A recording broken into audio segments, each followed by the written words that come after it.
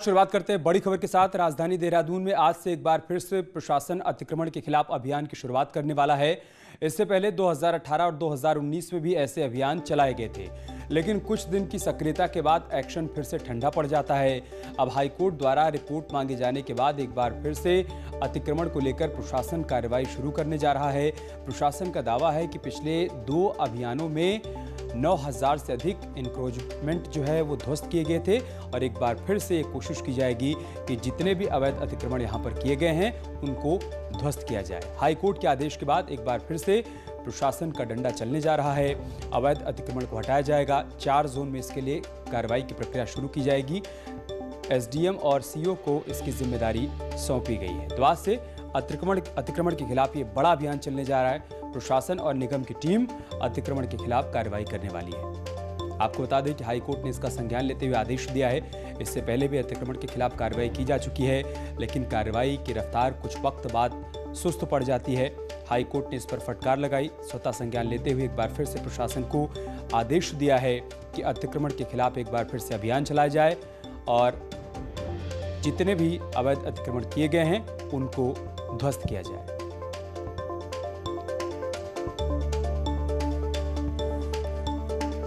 तो अतिक्रमण हटाओ अभियान की शुरुआत होने जा रही है। हाईकोर्ट के आदेश पर बड़े स्तर पर इस अभियान को चलाया जाएगा।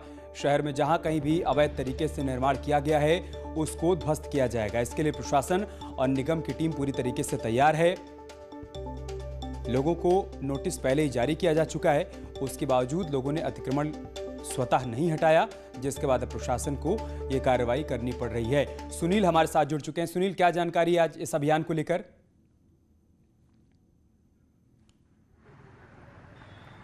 देखिए अमित, आज ये पूरे देहरादून को 4 जोन में बांटा गया है। जिन जिन क्षेत्रों में भी अतिक्रमण हटना है, खासकर चक्राता रोड है, राजपुर रोड है, हरिद्वार रोड है, इन तमाम स्थानों से इंक्रोचमेंट हटाया जाना है जो चिन्हित है। प्रशासन की टीमें सड़कों पर उतर चुकी हैं। हालांकि 10 बजे का समय दिया था, 10:30 हो चुके हैं, लेकिन अभी शुरुआती यहाँ पर चिन्हीकरण की कार्रवाई चल रही है।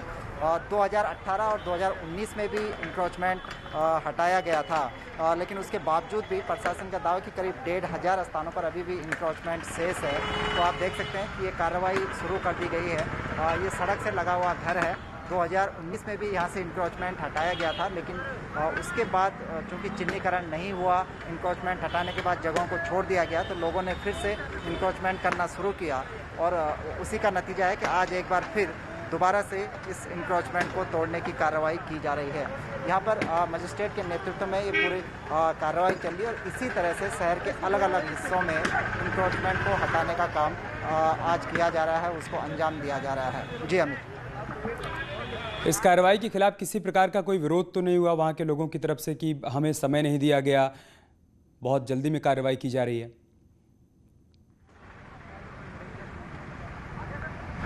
देखिए अमित, अभी विरोध की कोई बात सामने नहीं आई है। चूँकि लोगों को भी मानसिक रूप से मुझे लगता है कि इस बात के लिए तैयार रहना चाहिए, क्योंकि 2018 में भी नोटिस सर्व किए गए थे। कुछ दिन इंक्रोचमेंट हटाने की कार्रवाई चली, लेकिन फिर रुक गई।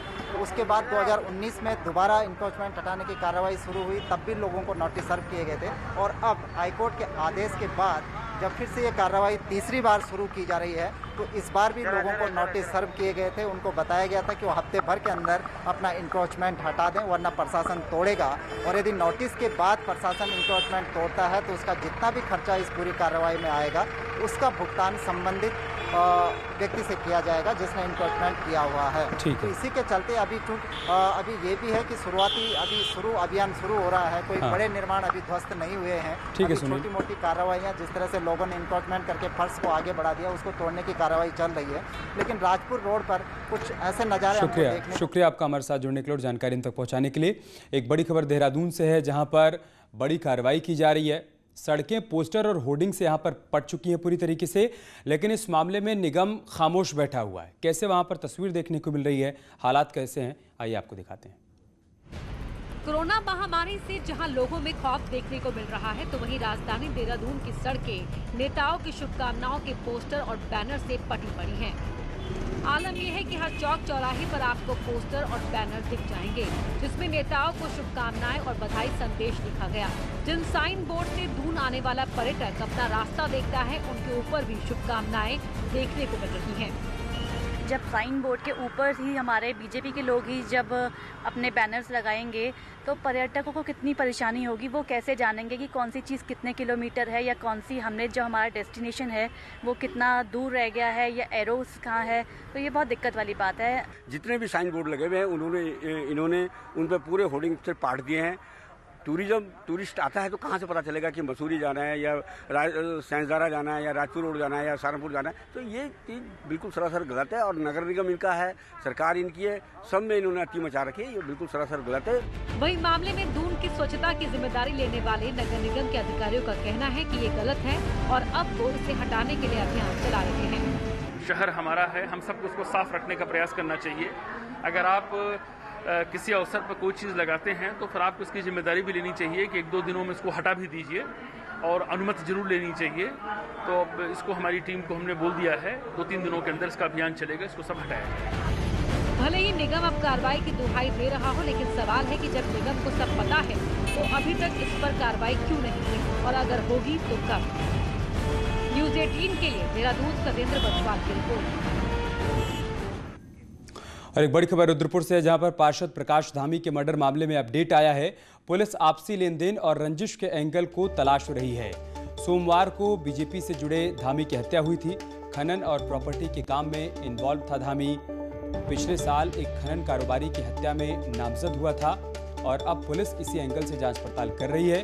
अपडेट यही आया है कि आपसी लेन देन और रंजिश के एंगल से पुलिस अब जांच पड़ताल कर रही है। सोमवार को बीजेपी से जुड़े धामी की हत्या हुई थी, उसके बाद से पुलिस तमाम कड़ियों को जोड़ने का काम कर रही है और अब ये जानकारी सामने आ रही है कि लेन देन और पुरानी रंजिश के एंगल से जांच पड़ताल की जा रही है। बताया जा रहा है कि कल कुछ कार सवार भदईपुरा इलाके के पार्षद प्रकाश धामी के घर के बाहर आए और गोली मारकर फरार हो गए।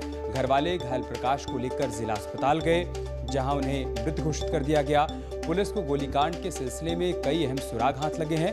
घटना का एक सीसीटीवी फुटेज भी सामने आया है, जिसमें 4 बंदूकधारी पहले कार से उतरते हुए दिख रहे हैं। ये तस्वीरें देखिए आप, और फिर पार्षद को गोली मारकर मौके से फरार हो जाते हैं। फिलहाल पुलिस ने संदेह के आधार पर 10 से अधिक संदिग्धों को हिरासत में लिया है, लेकिन पुलिस को कोई कामयाबी अभी तक मिल नहीं पाई है। शैलेंद्र हमारे साथ जुड़ चुके हैं हल्द्वानी से। शैलेंद्र, क्या अपडेट है आपके पास?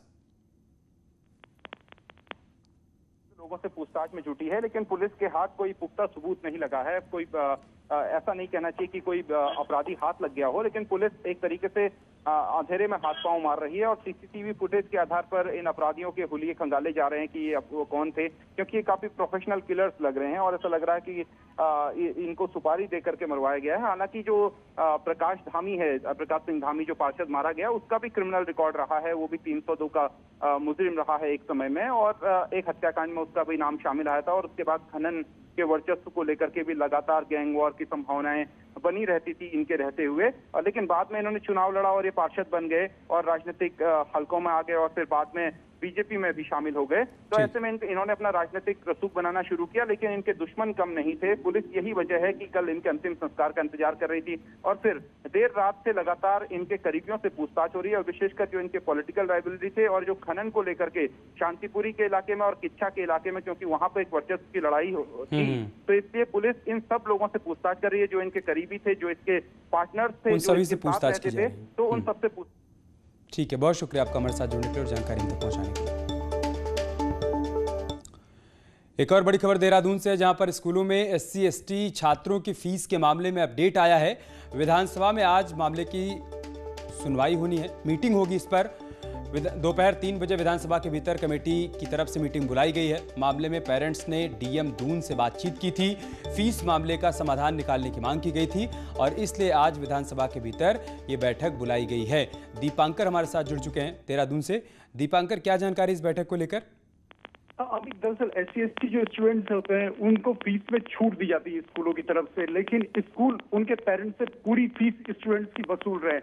इस पे पेरेंट्स ने नाराजगी जताई है कि उनसे पूरी फीस न वसूली जाए, जबकि स्कूल्स का ये कहना है कि गवर्नमेंट जब उनसे पेमेंट नहीं करेगी तब तक वो पूरी फीस स्टूडेंट से लेंगे। तो इस मामले में आज जो कमेटी गठित की गई है सरकार की तरफ से, वो एक बैठक करेगी और फिर इसमें ये देखा जाएगा कि क्या इसका हल निकल सकता है। यानी SC/ST स्टूडेंट्स को फीस में जो रियायत मिलनी चाहिए वो मिलती रहे, इसको लेकर आज बैठक और बैठक में पता चलेगा कि आगे क्या फैसला इस पर होता है।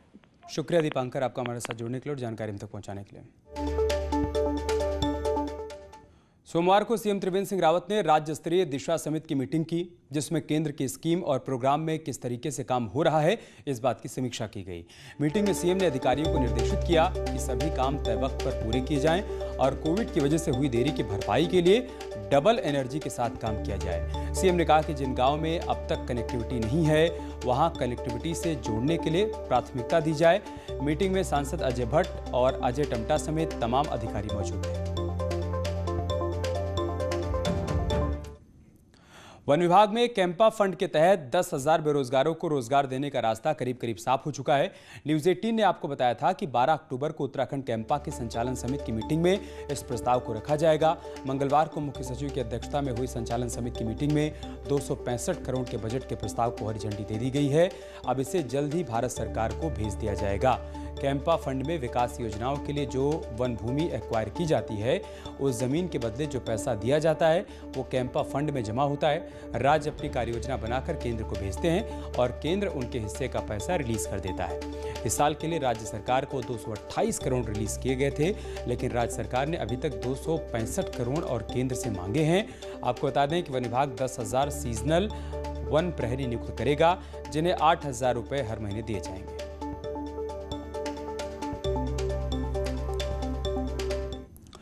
उत्तराखंड में राजनीतिक अहमियत से बनाए गए 8 पुलों का रक्षा मंत्री राजनाथ सिंह ने लोकार्पण कर दिया, जो चीन और नेपाल बॉर्डर को लेकर काफी अहम है।